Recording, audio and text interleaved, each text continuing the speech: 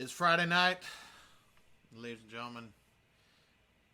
It's Greasy time once again. Record release night for my new record. And Howlin' Wolf there to greet you and tell you that everything is going to be all right. And we're going to do a lovely little tribute to my hometown, Chicago, Illinois, and do kind of a deep dive, if you will, of some blues. Coming into the home screen. How you doing, everybody? Gonna do you a track off my new record that comes out right now. It's out. It came out at midnight last night. Have you checked it out yet? I'll talk to you in a minute. It's a tune called Help.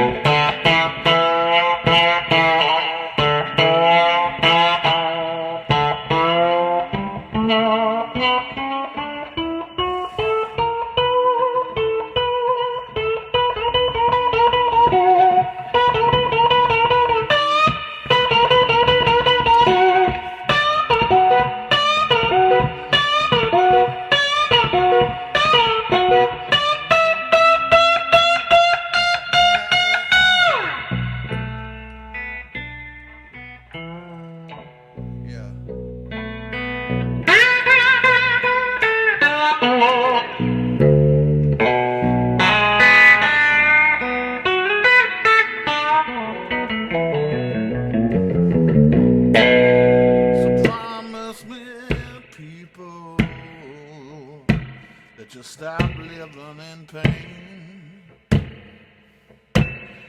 You reach out and tell someone, I know they'll understand. We're all in this together now. There's nothing we can do. We're bound together to help each other through. I'm crying now. Yeah, I'm crying, Lord. Yeah, I'm crying out loud now. Yeah, crying out. Yeah, 'cause you know you can't love nobody till, just remember, till you learn to love yourself. You can't do it.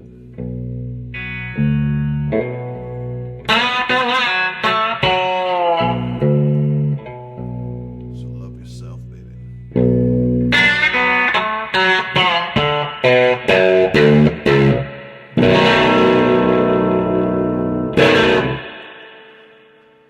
Yeah, how's everybody doing? That's a tune from my new record called Help. That's a heavy one to start off with, but I was in the mood. You know how you get in the mood sometimes? You know, like John Lee Hooker used to say, you know, I'm in the mood for love. He always used to say, mood for love. I'm in the mood for love. I'm in the mood for love. I hope you are too. Welcome to the show, folks. I'll throw good old Howlin' Wolf back up there, Chester Burnett. Welcome to Greasy Time, everybody. Thank you so much for joining me on this special release day show. And not only are we going to talk about my new record, but got a nice, really in-depth tribute to my hometown, Chicago, something that's been heavily requested. And so I figured it was appropriate to combine the two. So I'll come back to the home screen. I hope you're all doing good. I hope you had a good week. My new record's out, folks. So before I go any further, I'd like to throw up my logo so I don't forget who I am, because it happens. And I'll throw up the Venmo and PayPal. Thank you so much for your contributions. It really means a lot in this time where I can't tour and can't do what we normally do to make a living. So I really appreciate your kindness, folks, and so throw some in the jug for old JD, okay? It really means a lot to me, and my family thanks you. So without further ado, folks, today's the day. My new record, JD Simo, self-titled, came out. Woo!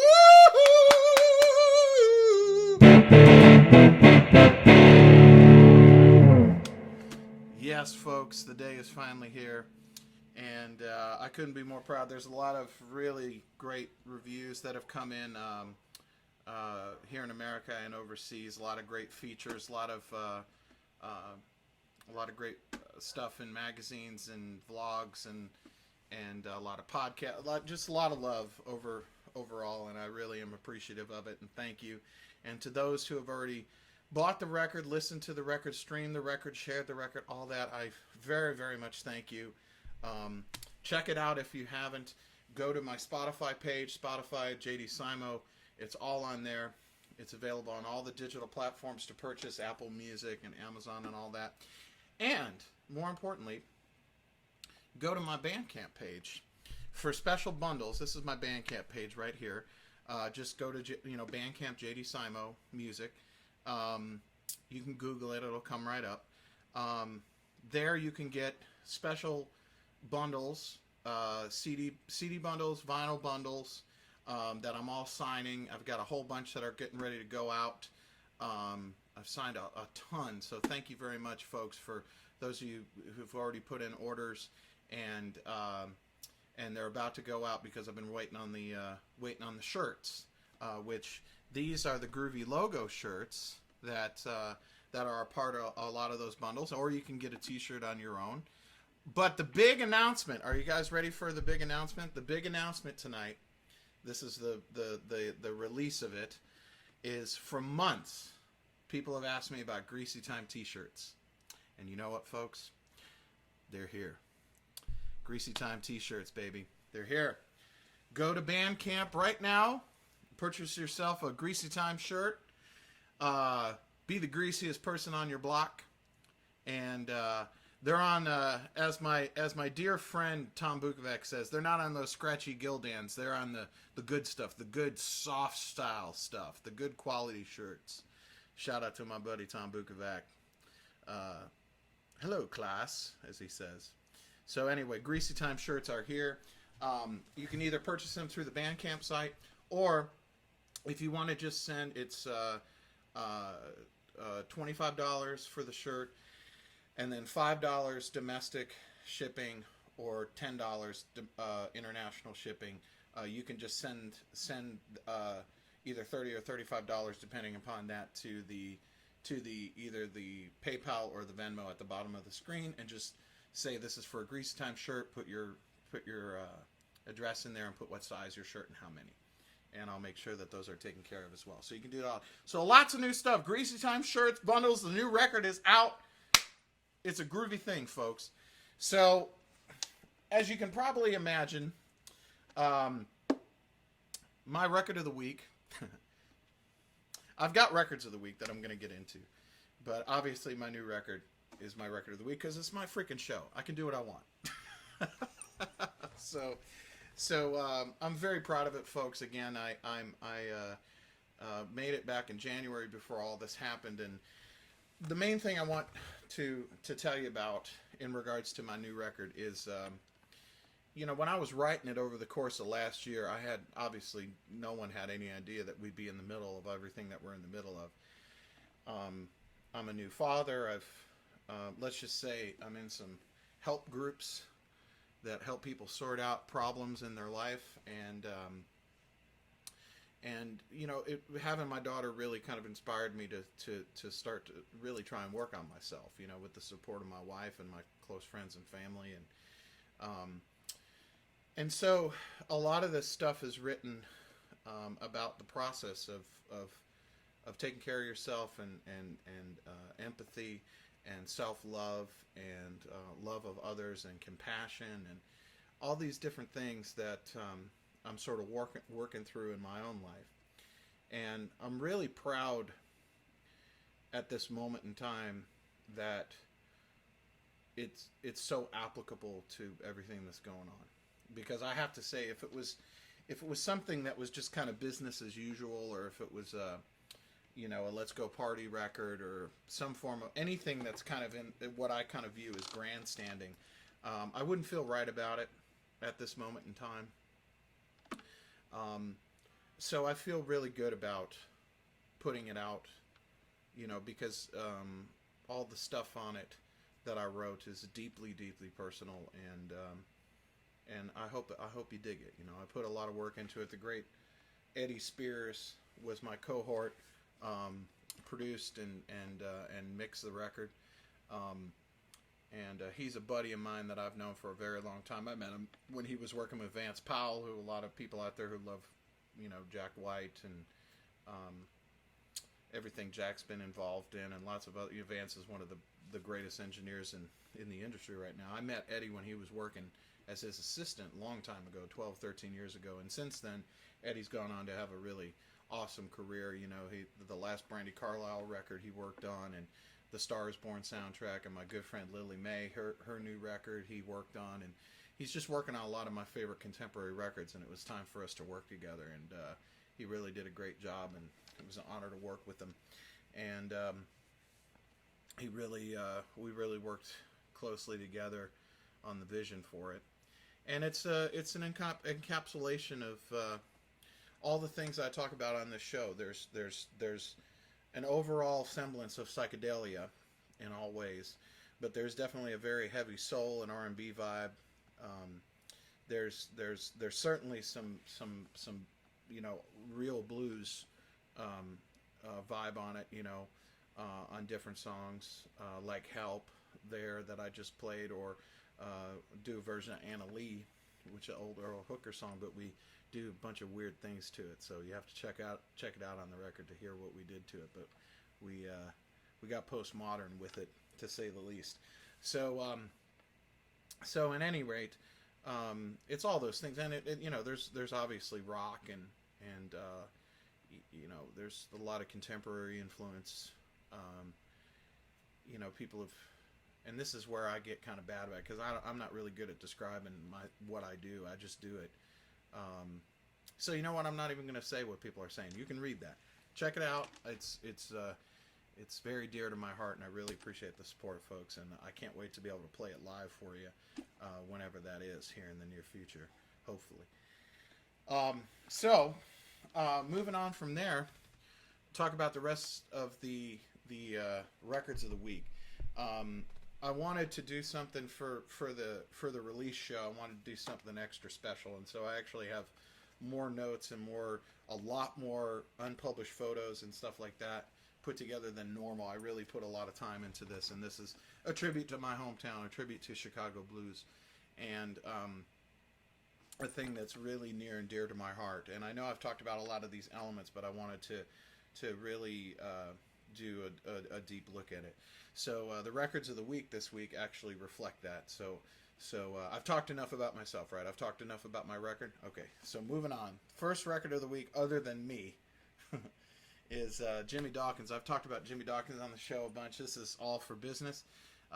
This also features Big Voice Odom and Otis Rush. This is another great West Side sort of style kind of a record. I really dig it. It's in that sort of Magic Sam, Earl Hooker kind of style. I love Jimmy Dawkins. He's just such a funky dude, man. And this is another great record. I talked about his Fast Fingers record on a previous episode or two, and this is another one from his catalog that I couldn't recommend more. Another iconic record, Robert Nighthawk. So Robert Nighthawk was like the mentor, if you will, of Earl Hooker, who I love so much. So a lot of the Earl Hooker stuff that is a big influence on me comes from Robert Nighthawk. And Robert Nighthawk, not only was he one of the first, other than Elmore James, was one of the first premier, you know, big slide guitar players in Chicago, but he was really famous and on a street called Maxwell Street, which I know all too well from growing up in Chicago. Maxwell Street, unfortunately, doesn't exist anymore. It's a football field for the University of Illinois. They bought the land, and there's nothing left of it. But this is a record. It's a real famous record amongst a lot of my friends and people. This is the Live on Maxwell Street 1964 album that is absolutely worth checking out. And so I'll come back to my home stream because I want to talk about Robert Nighthawk, and in particular about Maxwell Street. Maxwell Street was Chicago's, like in Memphis there's Beale Street, and in New Orleans there's Bourbon Street, and in Nashville there's Broadway, you know, and you know, New York City had Harlem, you know, and Austin, Texas ended up having 6th Street and all that. There's all these districts, right? And Chicago was, I mean, obviously it's a huge city. The scene for blues was there was definite clubs spread out throughout the South Side and the West Side, and I'm going to talk about some of the important ones here later on in the show. But Maxwell Street was a gathering place because they had a thing. They had a market, okay. And if you've ever seen the movie The Blues Brothers, you see that scene where John Lee Hooker is playing in the street. That's Maxwell Street, and that's what Maxwell Street looked like on, you know, a day where the weather was good. It was, you know, it was basically like a swap meet, and that market existed well, you know, gosh, I mean, in the late 1800s is when the market started.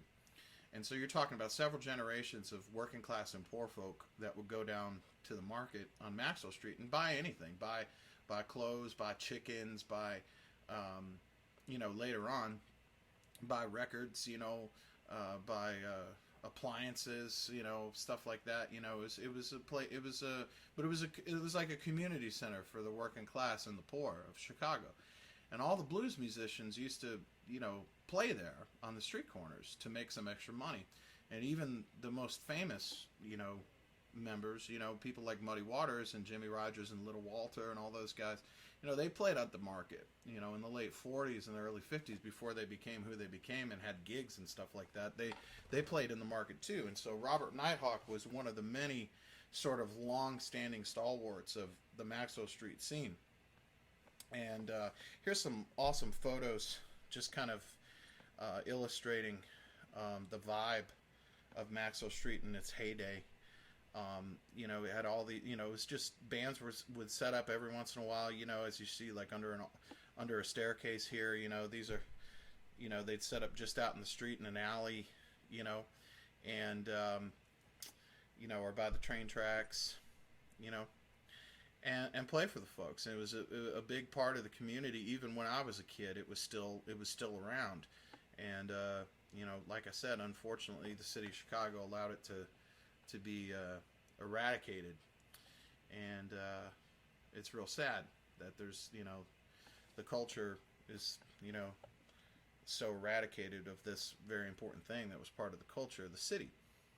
One of the things that's still left there is Jim's Original. This is the Polish sausage stand. I've been here a million times, and they're open 24 hours a day, and I believe they opened in like 32 or something like that, and they're still going strong. And I take my guys there every time we play Chicago. We go get ourselves a Polish down off of Maxwell Street. This is right off the expressway, right by Comiskey Park, or what used to be Comiskey Park. I don't remember what it's called now, where the White Sox play baseball.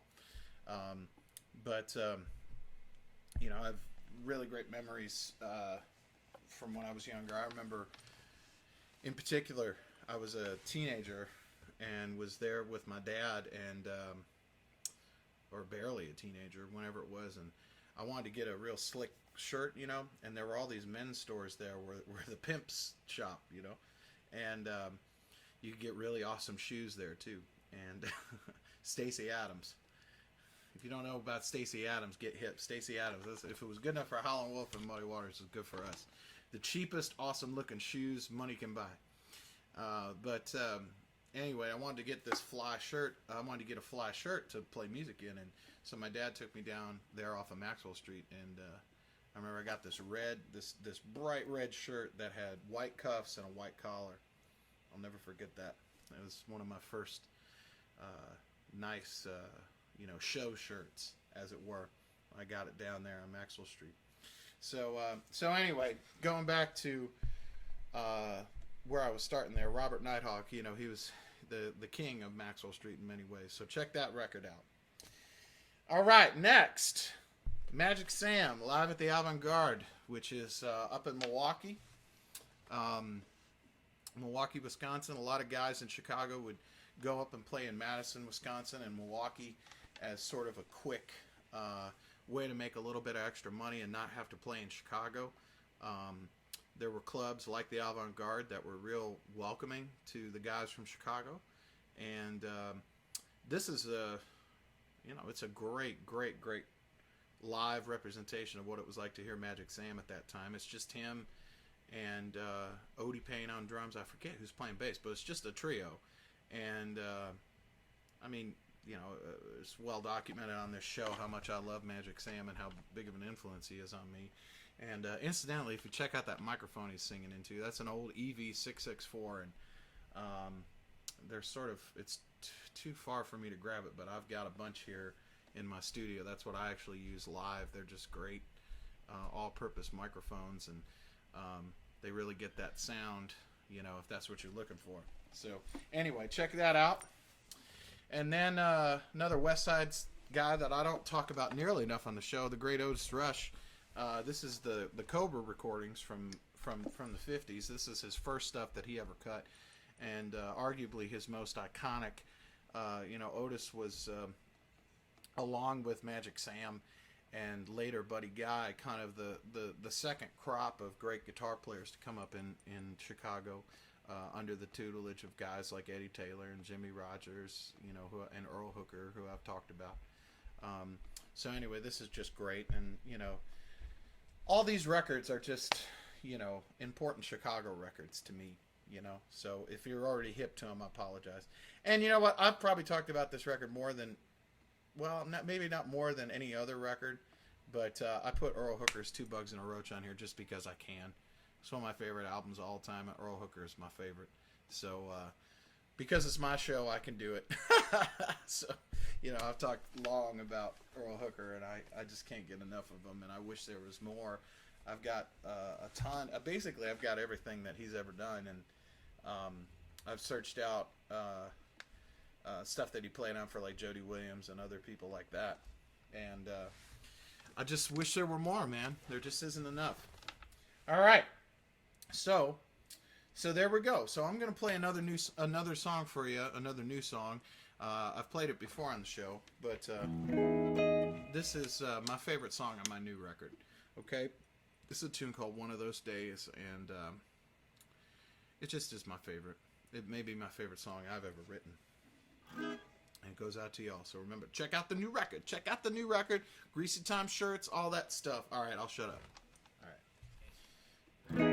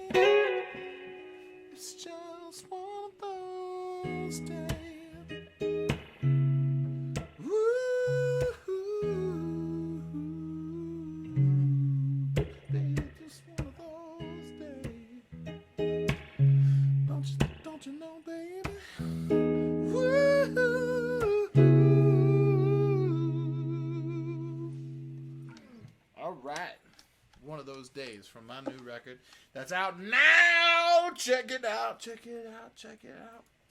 Too much coffee. So, moving on to Rig of the Week time. Like to answer some questions about what I used on the new record, because I've gotten a lot of questions already about it. And there's some great pieces. There's a Guitar Player Magazine article coming out in Guitar World, and Guitarist just came out, and Guitar, which shout out to my man Jason Isbell for being on the cover and being groovy and saying nice stuff. I appreciate you, love you, respect you. Peace. And my good buddy Joey Landris in that same issue of Guitar. Just rounding it out, baby. Just slide players unite. Brothers from another mother. So anyway, so obviously I used red. I used my 335 pretty much on everything. The only exceptions are, on Help and Soul of a Man. I used my weird, well, it's not weird. It's just my Jazzmaster, my I don't know if you're going to be able to see this, if I can get a good shot of it. Fucker Asscaster. That I got from my buddy George Bradfield.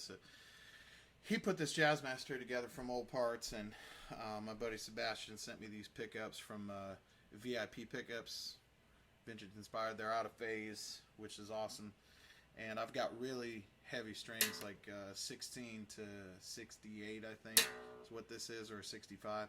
And this is tuned down to B. It's in standard tuning, but tuned down to B like a baritone.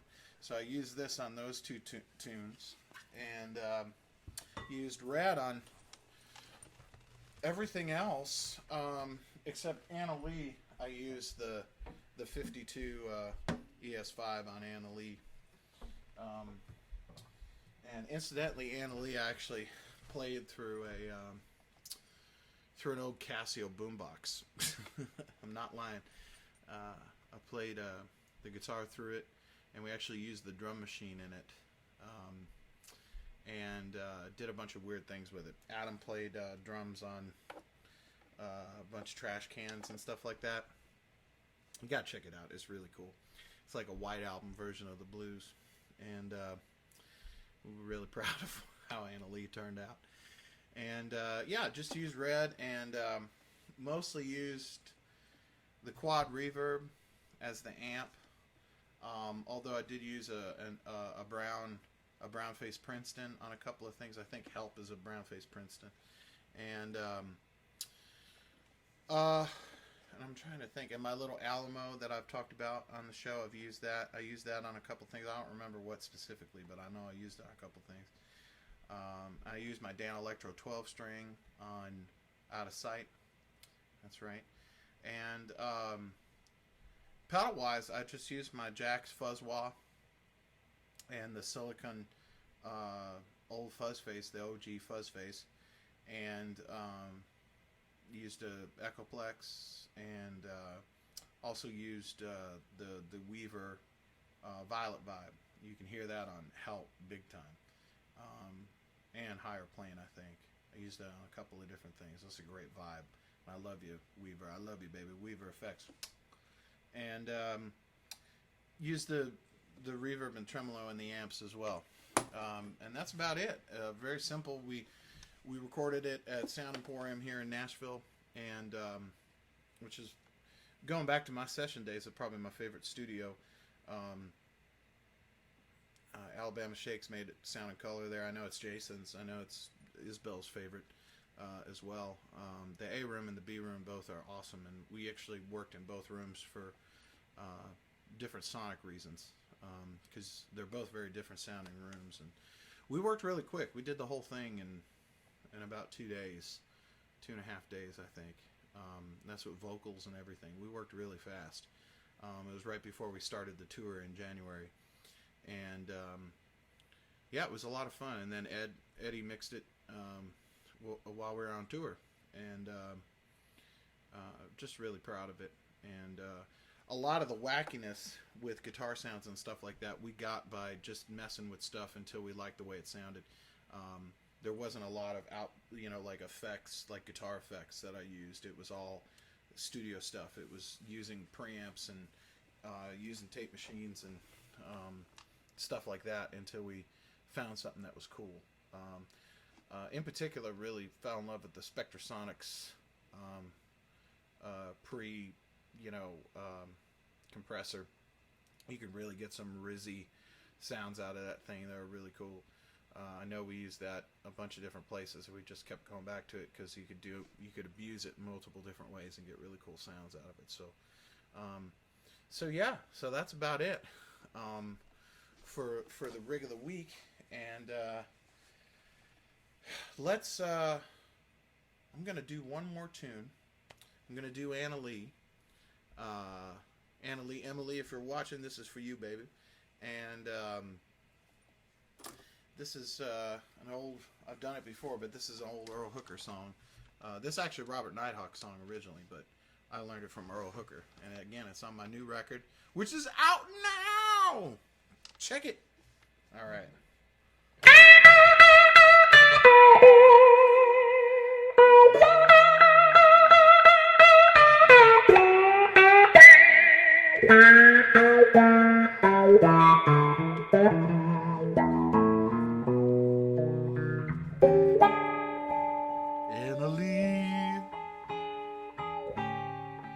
I want you for my own, Anna Lee.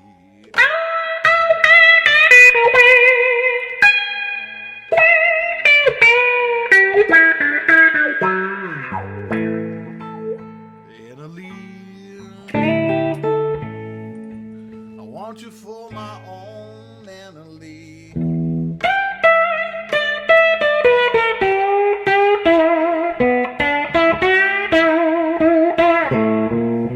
You say you're gonna be mine, yeah. Just hang around and see. I love you, Anna Lee.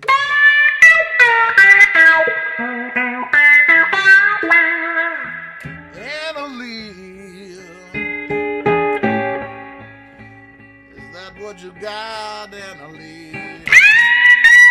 Oh!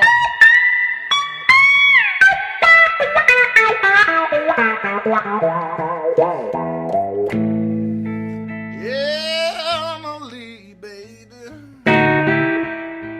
is that what you got, Anna Lee?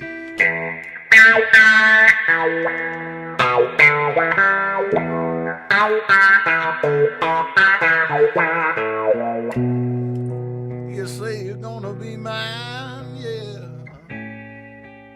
Just hang around and see. Sure do make me feel alright. Alright. Let's get it now.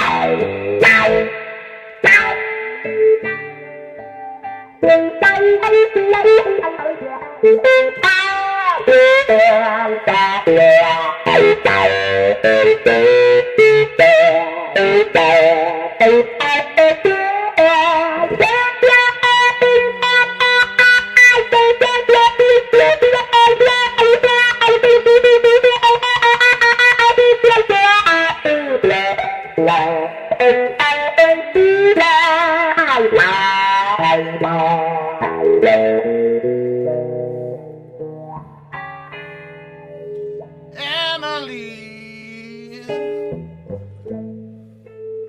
I want you for my own, Anna Lee.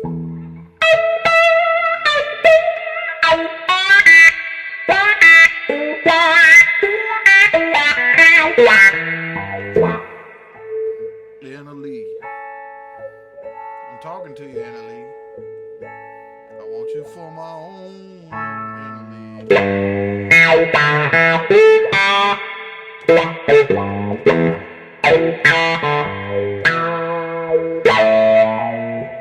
You say you're gonna be mine, yeah. Just hang around and see. I love you.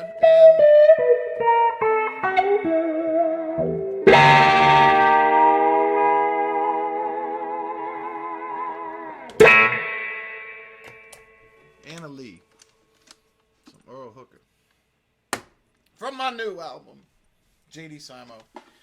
Took me a long time to come up with that title, ladies and gentlemen. It just felt right. That's all I can say about that. Felt right to self-title it. So yeah, folks. So let's dive into a little overview of Chicago blues, and the things that I want to talk about the most is I want to talk about the four main record labels, because the four main record labels, and then the most important clubs. Because the thing that's important to understand about why any place becomes like a hub for important music is because there's opportunity for people, right? People come to Nashville to make it, right? And people move to LA to make it. People move to New York to make it, whatever.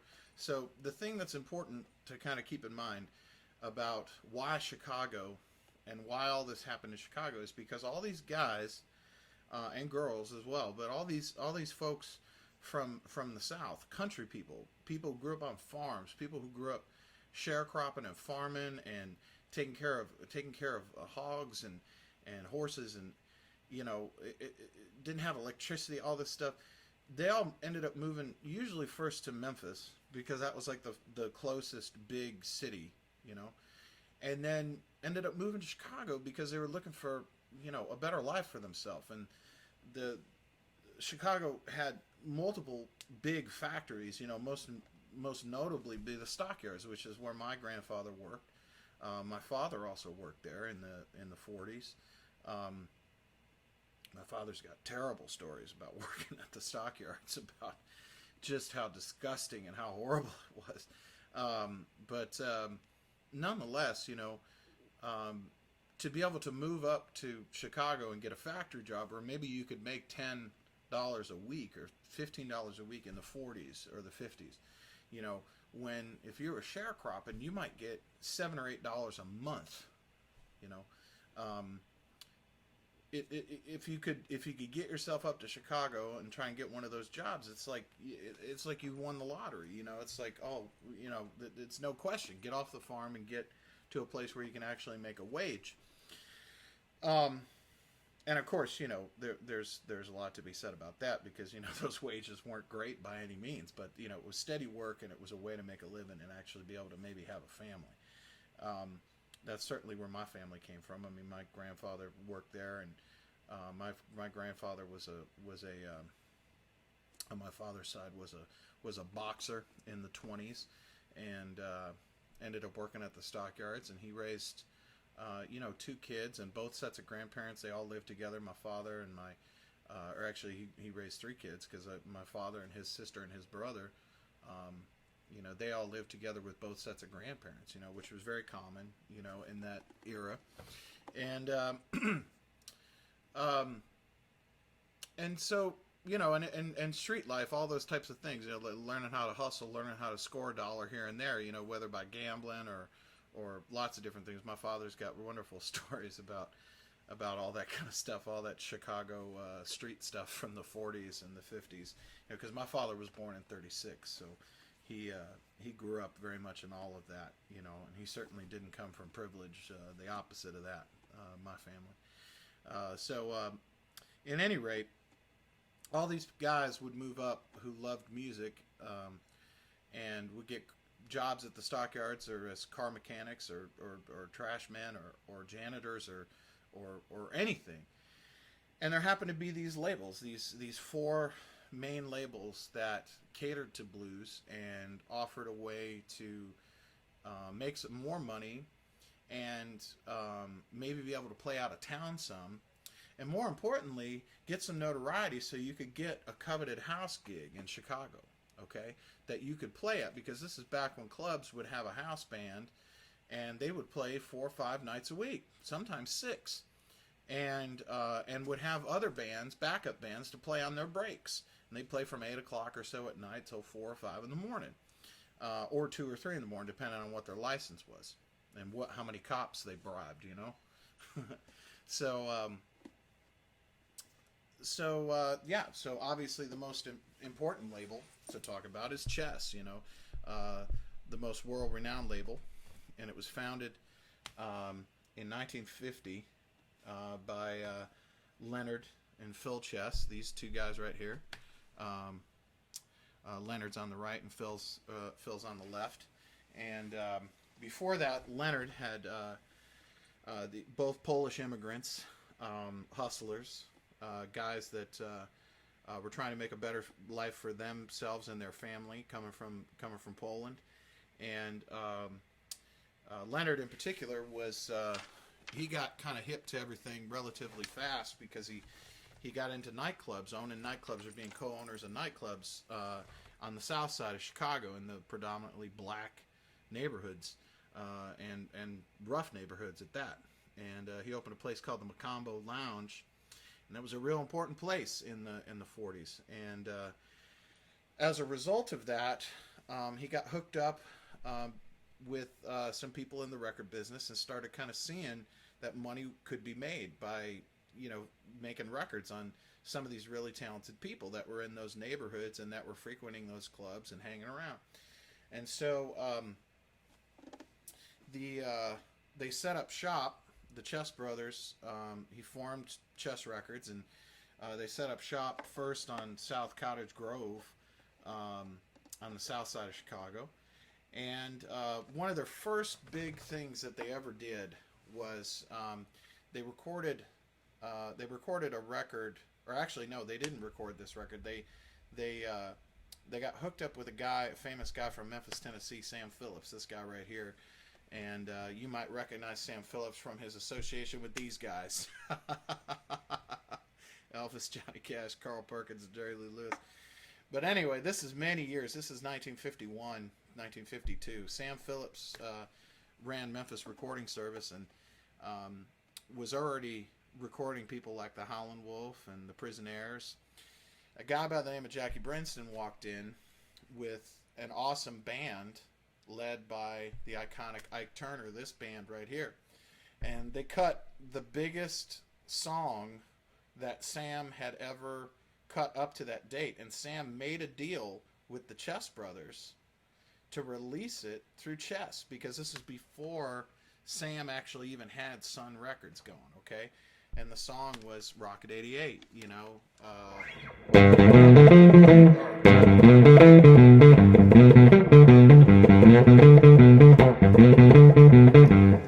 the real distorted, fuzzed out guitar on that.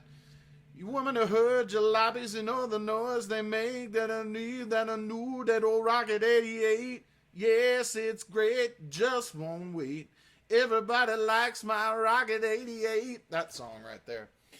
And that's Ike Turner playing guitar on it, that fuzzed out guitar, because the speaker in the amplifier that he was playing through was actually broke. The speaker was torn, so that real raunchy,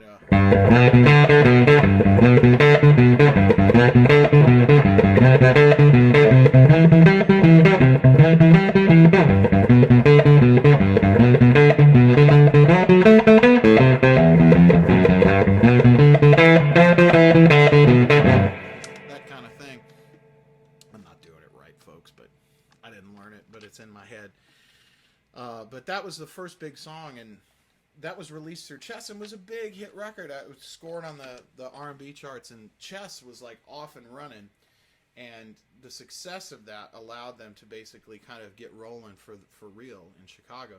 And Sam Phillips down at Sun Records was kind of ticked that he didn't keep that record for himself. And so, obviously we know what happened with Sam, and all of a sudden this truck driver named Elvis Presley walks in, and that takes care of a whole nother story. But going back to Chess, they ended up getting Howlin' Wolf from Sam Phillips, because the first stuff that Howlin' Wolf ever played was in Memphis, in West Memphis, Arkansas, to be exact. And his first recordings with the great Willie Johnson playing guitar were all cut at Sun, and also issued through Chess. And Wolf ended up making the trek up to Chicago to sign an actual deal with Chess, and obviously went on to make some of the greatest records in the history of time.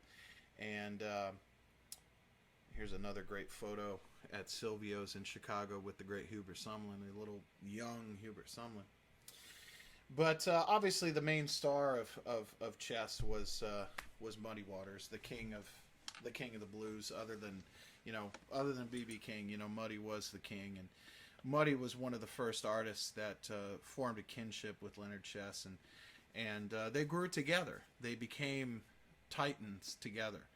They had a very close relationship, and Muddy's early success in the early 50s, before, kind of like BB King, it's like you had Muddy and you had BB King, you had T-Bone Walker, in the late 40s and early 50s, making big records. A lot of these other guys that would become really popular and important, start coming around, in real prominence, in 55, 56. So, you've got several years where, these are the cats that this is what's going on, and, obviously I could talk for hours and hours about Wolf and Muddy, but Muddy, he was the father figure of the scene. He was the elder statesman, even when he was a relatively young man, and, in particular, his house on the south side, which is down on 4339 South Lake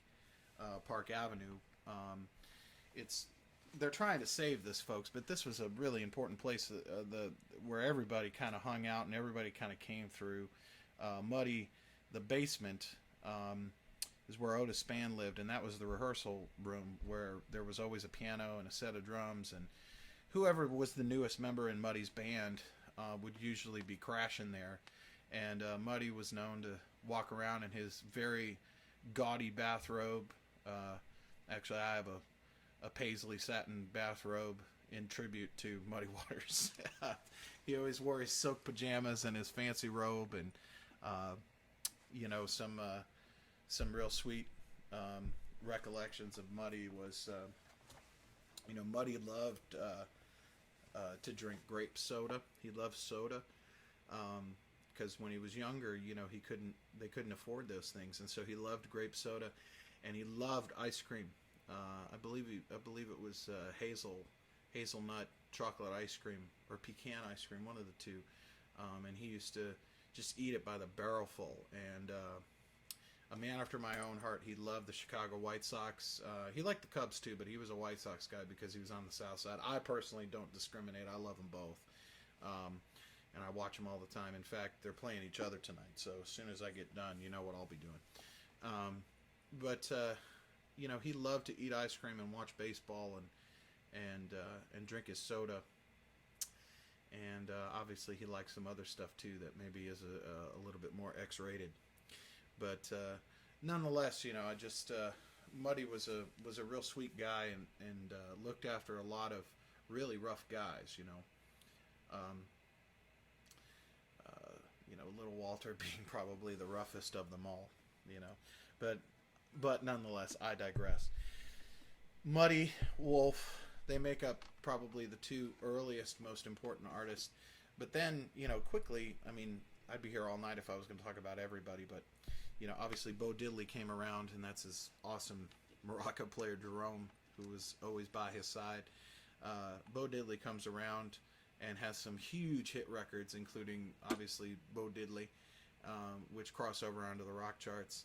And, probably, the most important artist that really kind of ever came through chess that made the biggest impact on the world in a commercial way is, the great Chuck Berry. Chuck Berry shows up and just flips everything upside down with his guitar style and with his songwriting, and influences the world, And it was kind of difficult when Chuck was having huge hit records, because guys like Wolf and Muddy, as rock and roll kind of came in, a lot of it obscured the original guys, and these are proud men, these are guys that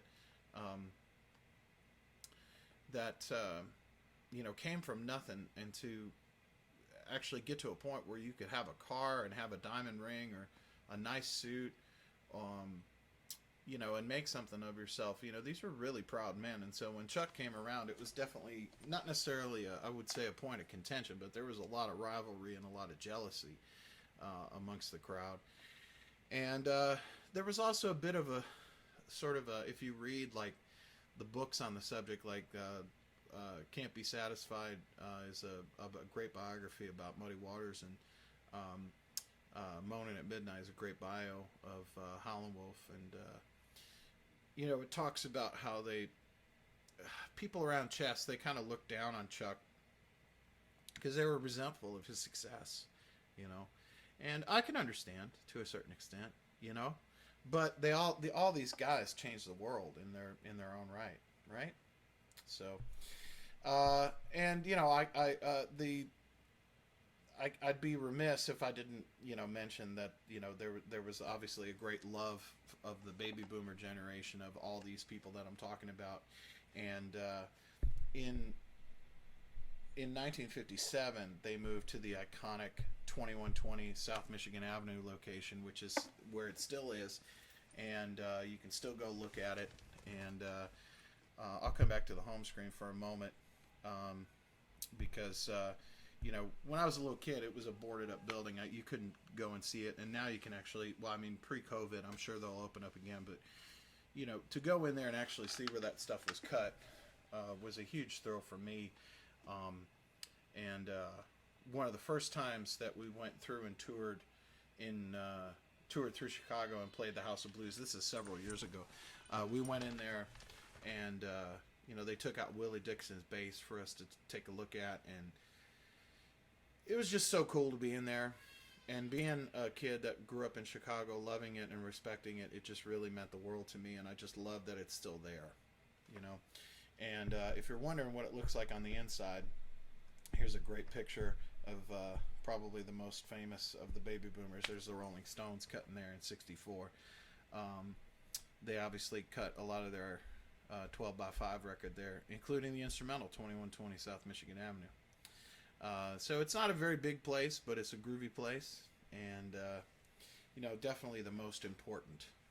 And I feel weird just talking about it briefly because its importance is so big, but I want to keep moving because I want to cover a lot of bases here. So one of the most important figures of Chess also is a big important figure in the next label I'm going to talk about, and that's the iconic Willie Dixon, the famous bass player, but even more importantly, probably the most famous blues songwriter and producer, really, in the history of the art form. And Willie was an opportunistic, really smart guy, but he also knew how to collect, turn a phrase, and write a good song, and he knew how to run a session. He was a businessman, and he was smart. He was streetwise, and he was smart. A lot of these guys were streetwise and smart, but Willie especially. And so Willie did a lot of work for Chess. He wrote all these songs. He ran the sessions. He went around town doing A&R work, trying to find people that could, sell records for Chess. And he got upset that he was not really being maybe taken care of financially like he wished he would have. And so there was a guy named Eli Toscano who founded a label called Cobra, which was the main West Side rival of Chess. And Eli actually enlisted the help of Willie Dixon to help him launch and help him kick Chess's butt, as it were. And they set up shop at an old gas station, which is where the studio was. It was an old gas station that they got a couple of tape machines and went to work. And the most famous is who I talked about at the top of the show, Otis Rush, which this song, I Can't Quit You Baby, which obviously later would be covered by Led Zeppelin and a bunch of others, but this became a really big hit for Cobra, and it was the first big hit. And here's a great picture of Otis Rush playing Pepper's Lounge around that time. We're talking around 56, Cobra founded in 56, and Otis cut a lot of sides for Cobra, and they were very successful. And when I say successful, I mean we're talking thousands of copies. We're not talking tens of thousands, let alone hundreds of thousands. So we're talking about, all this stuff, including chess. They're making 45s. They're making stuff for jukeboxes. Okay, long playing albums aren't really in fashion yet, so this is all 45s and bribing DJs to play their singles and then selling them wholesale to different wholesalers and selling them to jukeboxes. So I Can't Quit You Baby and a whole bunch of others, Double Trouble and Three Times a Fool and It Takes Time, a whole bunch of ones right in a row do well for Otis on Cobra. And then one of my biggest heroes, Magic Sam, comes through the door and ends up working with them and cutting a bunch of iconic sides like All of Your Love and which I've played on the show before. And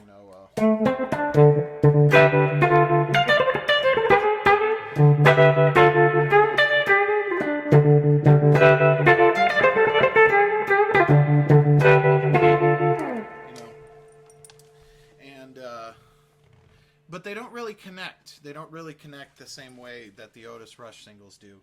And very importantly, I want to talk about another important guy that Cobra embraces first before Chess, which is the great Buddy Guy.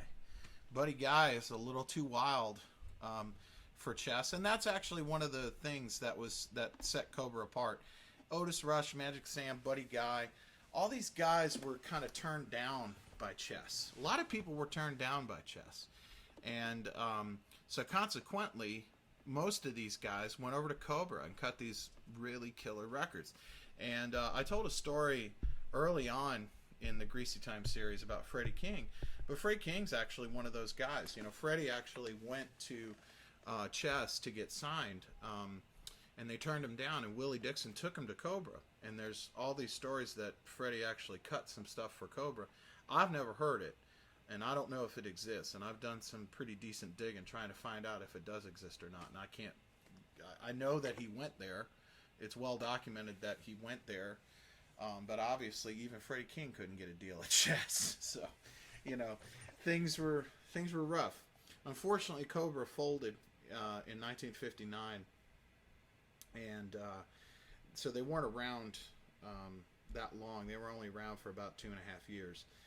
But also Ike Turner, who I talked about earlier in the Jackie Brenston cut, Ike Turner and the Kings of Rhythm cut some amazing stuff at Cobra as well. And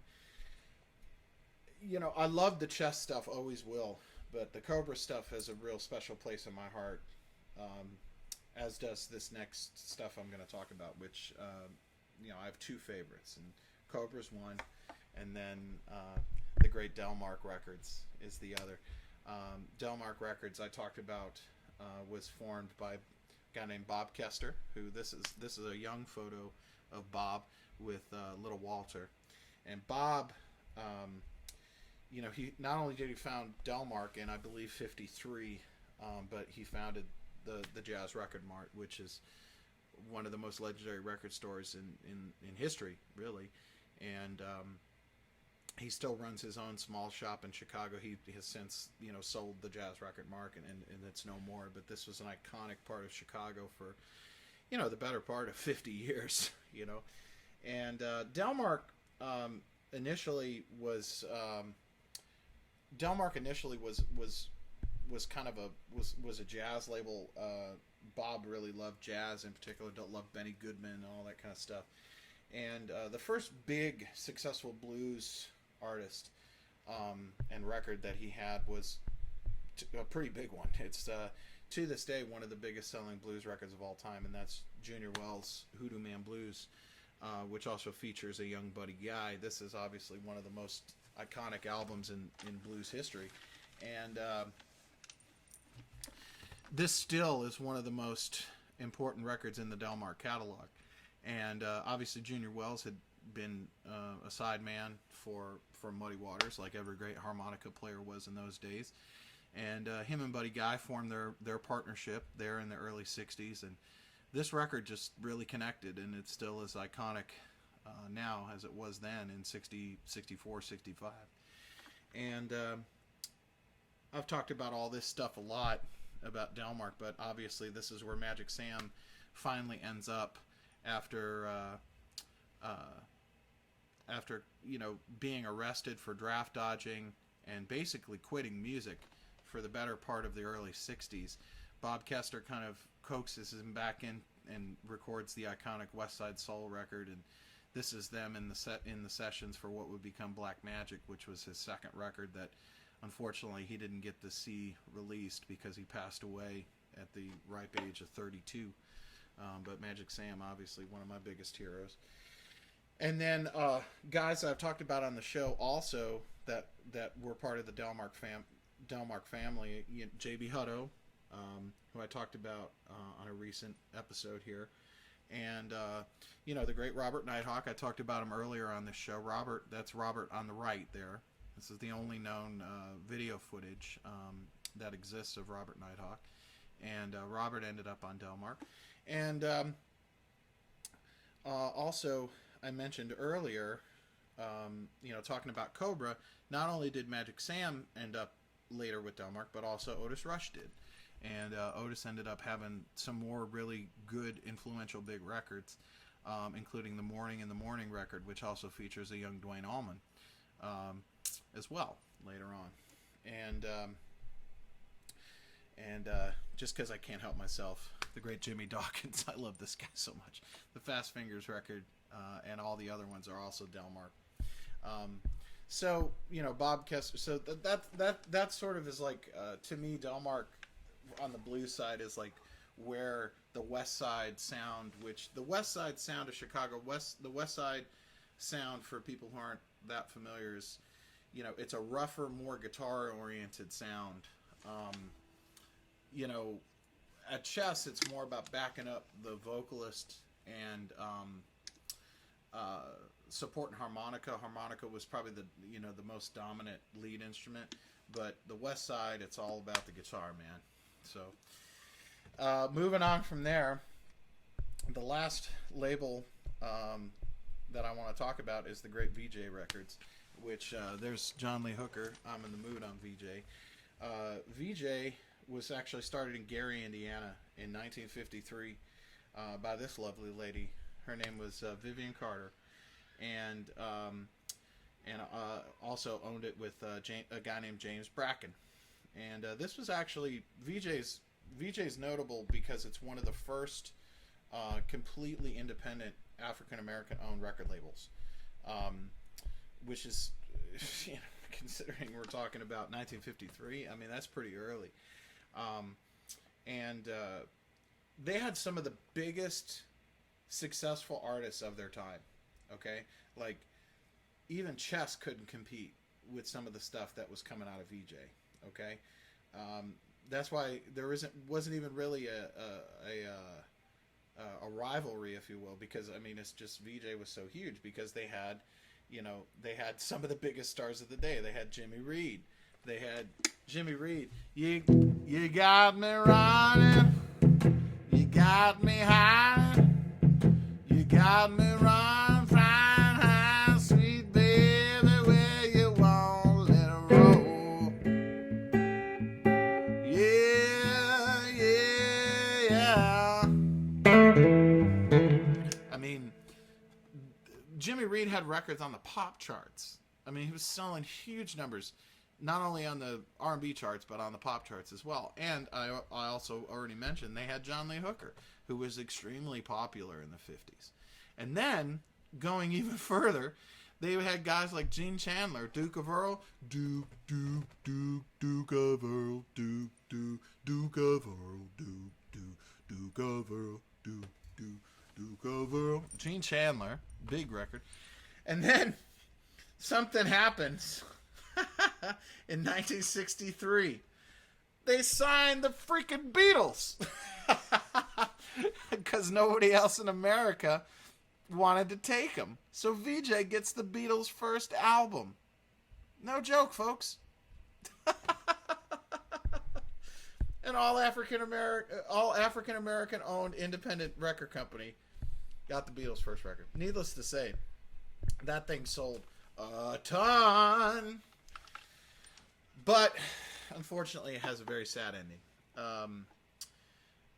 there was a guy named Ewart Abner, which I have a picture of him, this slick-looking dude, who eventually became vice president of Vee Jay. And let's just say he had a gambling problem. Let's say he had a big gambling problem. And unfortunately, the company basically went under after the incredible success of this record, because this knucklehead had a gambling addiction. So even though they had a winning hand, literally, it still didn't work out. They were able to regroup and have some big success later on, but later on in the 60s there was another resurgence, if you will, of Vee Jay. But needless to say, they really had the bull by the horns for a second, and unfortunately it didn't quite work out. But nonetheless, you know, those are the four big labels, and that's what all these guys were moving to Chicago to get to. Okay, and I mentioned earlier that, you know, this is the big point of this. I wanted to spotlight those companies, but here's the real bulk of the message that I wanted to get across here. These are guys that moved, as I said, to the big city so they wouldn't have to work on the farm, and maybe they could make a little bit more money. The concept of being able to just play music and make some money playing music, well, obviously that's better than a factory job, and it sure is better than working on the farm. And so even the most influential of these guys, they played in little neighborhood taverns, okay? They played in places that, you know, if you could pack them in, you know, might only be able to cram pack 200 people into or so. These were not big places, and they were neighborhood bars. They weren't big venues. They weren't theaters. They weren't places that, say, B.B. King was playing. They weren't part of the Chitlin circuit, as it were, you know, like the Apollo Theater and the Regal Theater in Chicago and the Howard Theater in D.C., the places that, you know, Gene Chandler would play, or James Brown would play, or B.B. King would play. These are neighborhood places. And so Muddy Waters, Howlin' Wolf, Sonny Boy Williamson, Otis Rush, Magic Sam, every one of these guys that I'm talking about, they had residency gigs, and they played 5 or 6 nights a week, and from 8 o'clock or so at night till, you know, 2 or 3 in the morning, or sometimes later, depending upon the place. And they were proud of that because they could make a living playing music, you know. And then occasionally they might go and tour in the East Coast, or they might go to the West Coast, or they might go down south. And later on, you know, they started going to Europe occasionally, you know. But especially a guy like Howlin' Wolf or something, you know, I mean, you probably like envision him being this big, or at least I do, like being this big iconic person. But it's like the majority of the shows that he played in his life was to 100 people or so, you know, in a neighborhood club, like as if you were going to see, you know, your local whoever. And that's something that I think is really lost in this music, you know, because the whole concept of what we look at as success, you know, buses and racks of guitars and crews and barricades and all this shit, you know, it has nothing to do with what these guys did. It couldn't be farther from their reality, you know. And fortunately, like, Muddy lived long enough and was given the proper kind of respect that he was able to experience some of the finer things and get to experience some of the big crowds and some of that kind of treatment. You know, same thing with like John Lee Hooker, obviously Buddy Guy, you know. But, you know, for guys like Fred McDowell, guys like Lightning Hopkins, guys like Freddie King, you know, and the Howlin' Wolf, you know, they maybe got to have a tiny little taste of it, but really not. You know, they basically just played little bars their whole life, you know, and they were proud of it. And there's a certain humility that instills to me of, like, how real this music is and how real they were, you know, because there's absolutely, like, so little to do with showbiz and so little to do with, like, you know, the mentality of it is like, I get to play guitar and that means I don't have to do, you know, another type of job tonight or today, and I might be able to afford a diamond ring or a cool suit or take my girl out, or in some of these guys' cases, take multiple girls out, and and have a cool car, you know, have a nice guitar, you know, something all beat up like this. That's why they all liked having clean, nice stuff, because they wanted, you know, because it was like, oh man, you know, they wanted their stuff nice, you know. They pressed their suits even if they only had one or two. I mean, it was a very different type of mentality than what we're used to. And the neighborhood taverns, most of them are gone. The structures, the physical structures are gone.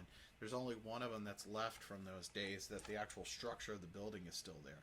They're obviously long since closed, all of the main ones.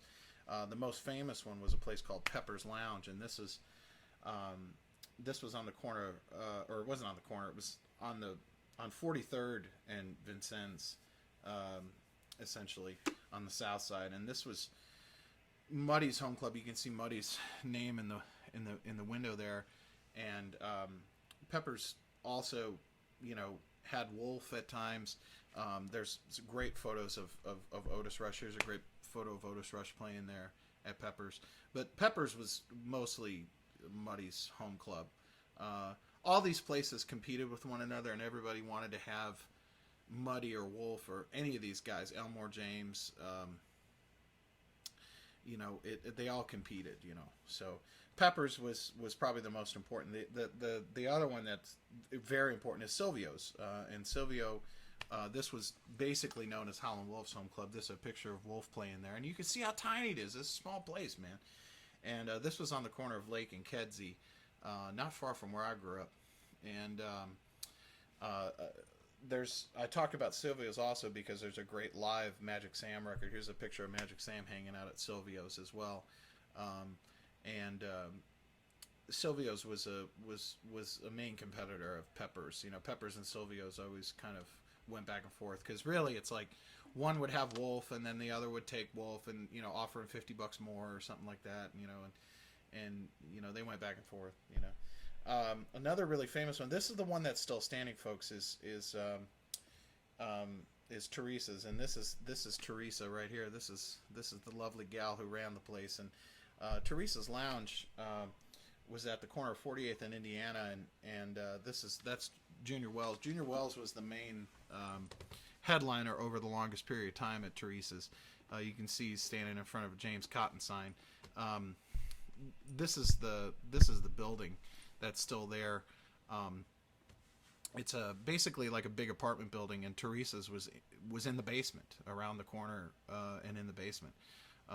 Very low ceiling club.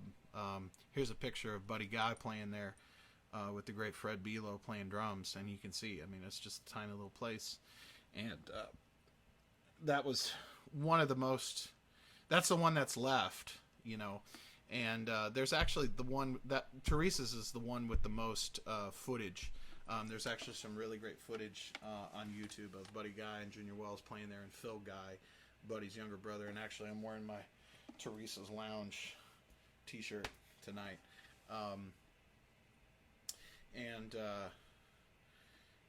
They used to say on here, performing down here, you can see it says, well, you can't really see, but it says performing a club set.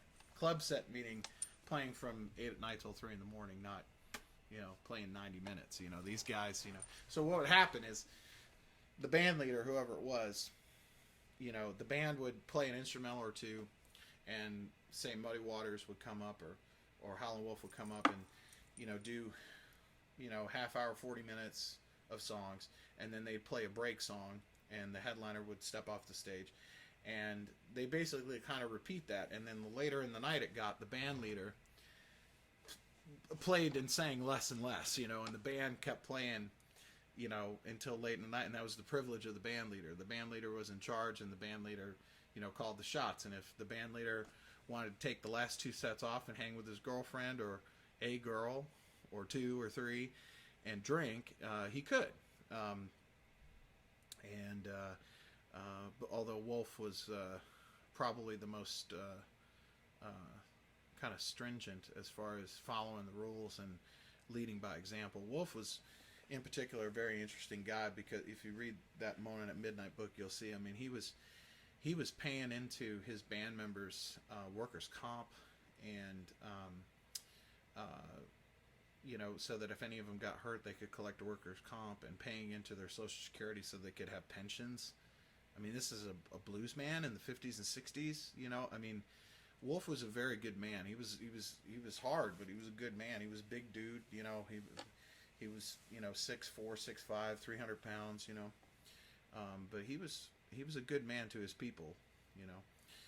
Muddy was a little more flippant with his spending. Muddy liked diamond rings, Cadillacs, and women, for sure. So, at any rate, folks, the thing that I want to leave you with is that this is working class music.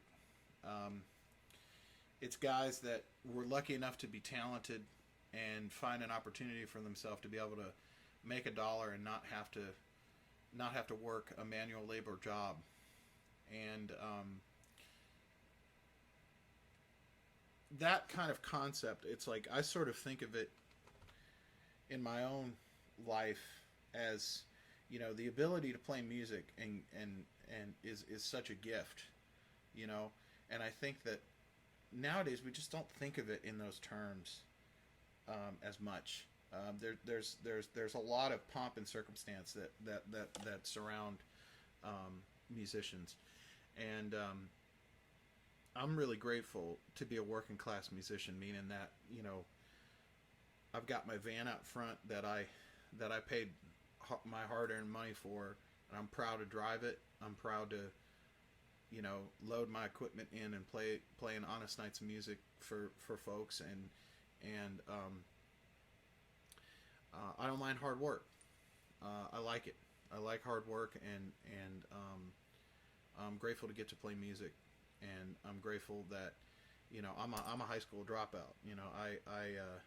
I dropped out of school and played music, and it's been my life, and I love it, and I'm grateful that somehow or another I've been able to now, especially with a young child and my wife, able to have a life.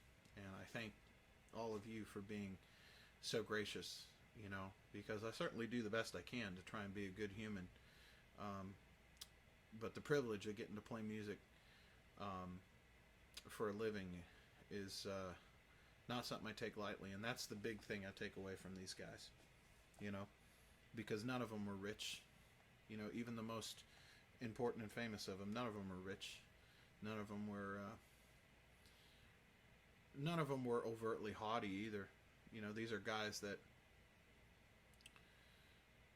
they had a guitar, they had a car, they had a ring, they had a money clip. They had nice things, but they had a nice thing. They valued stuff. Jimmy Vaughn is a great example of a person who kind of lives that way as well, who kind of embodies the sort of humility aspect of the old timers. And it's been a really good influence. Him and I had Anson Thunderbird on the show a couple of weeks ago. Anson is that way. It's just really important to kind of keep that in mind. Just when any of us start to think that we deserve something, or think that we are something else, all we have to do is kind of look back at these guys and realize that we ain't shit. So without further ado, and I love my hometown. I'm grateful to be from there. And I love everything about it. I love the food. I love the music. I love the city. And I love living in Nashville. I'm very proud of my adopted hometown, but Chicago will always be my home. And so I've got a nice little treat for everybody. Thanks for hanging in there. I hope it was entertaining. I hope it was informative. I did my best to try and have it flow and try and cover a lot and show you a lot of unpublished photos and stuff like that. Right now I've got a special treat for you guys. Instead of just a normal song from the House of Grease, this is from my archives. About a year ago, Anson Thunderbird was here in town, and we were going to get together and hang out and smoke a cigar I asked him if he would mind if we played a little and maybe cut some stuff. And I have a whole bunch of stuff that we cut in about an hour's time. We just played a bunch of stuff one time, old songs that we all knew. This included Adam Bednarik and Adam Abershoff, of course. So it's the same two guys who have been doing that did the blues live stream with me and Patrick Sweeney, with Hanson. And I posted some of it up on my SoundCloud page, but haven't really done anything with it. So what I did was I figured for this episode about Chicago blues and also the launch of my new record, I figured I'd give you a special treat from my archives. And this is an old Magic Sam tune that he cut for Cobra in the 50s. And I went ahead and I took a bunch of footage from a great old documentary that was made in 70 or 71, and it's just called Chicago Blues Documentary. You can find it on YouTube, and it's a great kind of time capsule into what Chicago used to look like. And in particular, when I was a kid, growing up in the late 80s and through the 90s, the town still very much looked like these clips. You know, it was before the gentrification process started, and the grit of the city was still there. And so anyway, so this is a tribute to my hometown, and a tribute to y'all. Thank you for your continued support, and I hope you dig it. So dig it. Here's Look What You Done, straight from the House of Grease. Check it out.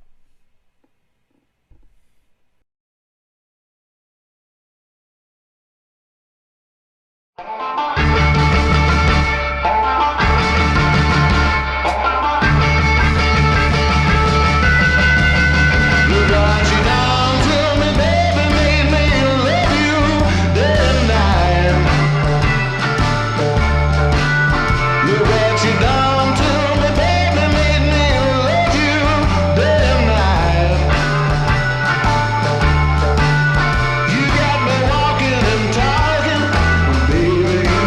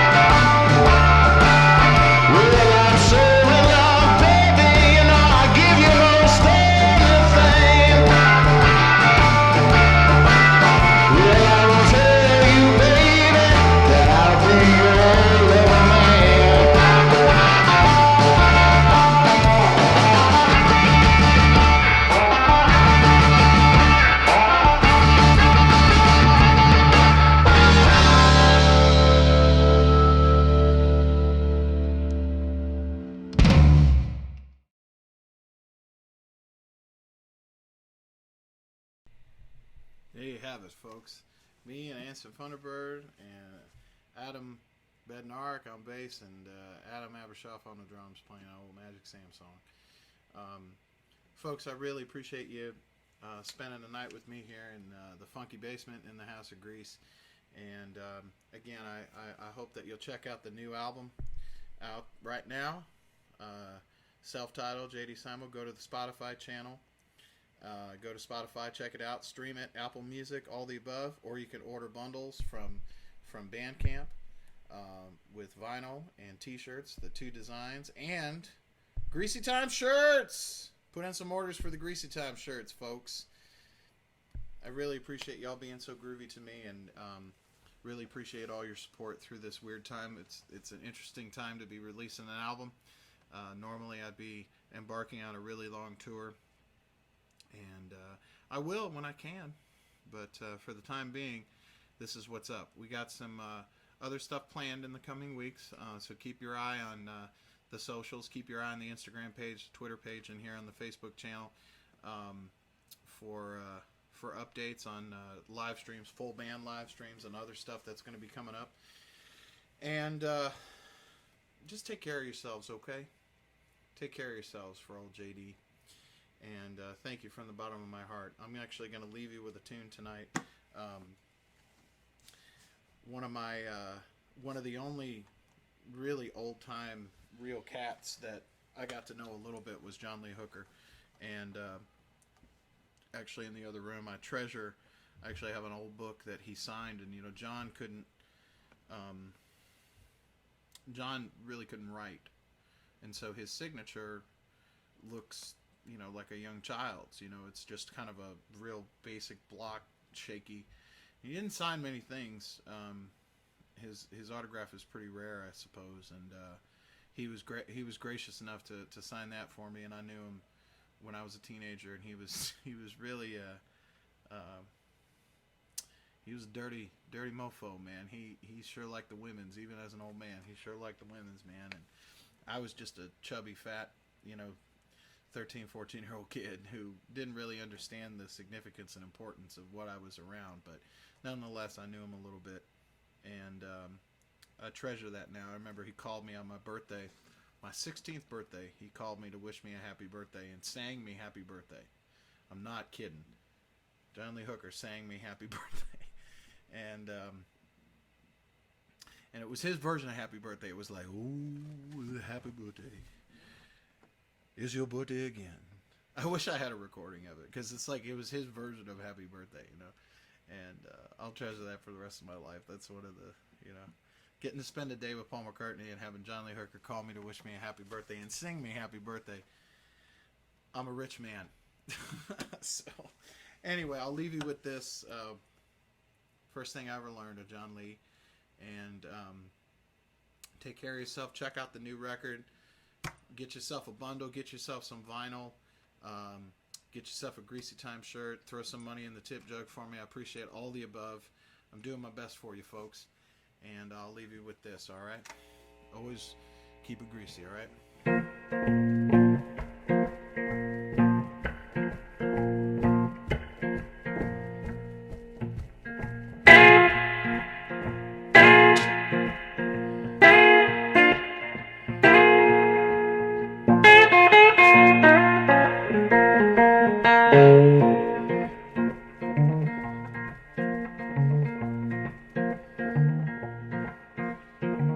Will my mind allow me to stay out all night long?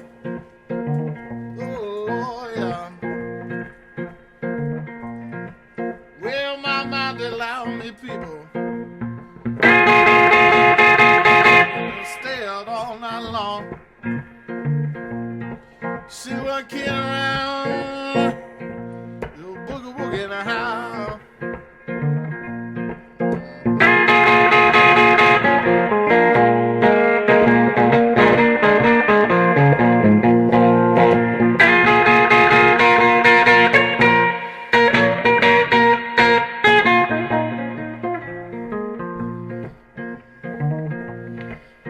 When I first come to town, people, I was talking about Henry's Swing Club. I decided to stop in there that night. And when I got there, I said, yes, people, it was really, really having a ball.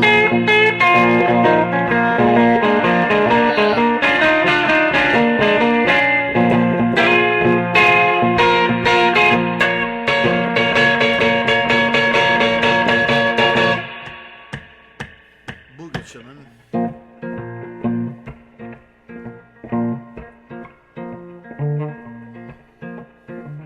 One night I was laying down. I heard Mama and Papa talking. I heard Papa tell Mama, let that boy boogie woogie. It in him, and it got to come out. And it felt so good.